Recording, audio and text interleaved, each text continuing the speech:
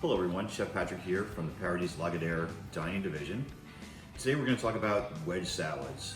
Wedge salad is a classic, served in a lot of steakhouses. I love the steakhouse experience because they really make it simple. They have great ingredients, they don't do a lot to them, and everything turns out fantastic.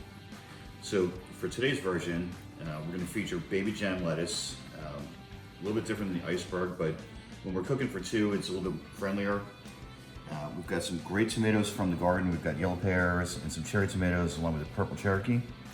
And I'm not sure what this yellow guy is. It came off the same plant, but it looks like it's trying to be a marble stripe, but I'm not sure. And then we've got some great radishes too. So we're gonna start off with the wedge itself. So this is the baby gem lettuce. I've cut it in half and I've soaked it in ice water for two reasons. One, to wash it, and then two, to kind of crisp up the lettuce real quick. So next we're going to add the dressing. Today we're using ranch. You can use blue cheese, you can use Thousand Island, you can use whatever you want. We're using ranch today. Okay, next part, we're going to add our blue cheese crumbles. I really like blue cheese, so I like to put a lot on mine. You can not use this if you don't like blue cheese. So since this is a wedge salad, cut the radishes into wedges. I like a little bit of crunch on there. Okay, the next part of our wedge is our purple Cherokee that I cut in wedges, but I've also salt and peppered it. Tomatoes are delicious, but they're even more delicious when they're seasoned properly. So let's arrange some purple Cherokees on the plate here. All right, next up, our cherry tomatoes. I also season these with salt and pepper.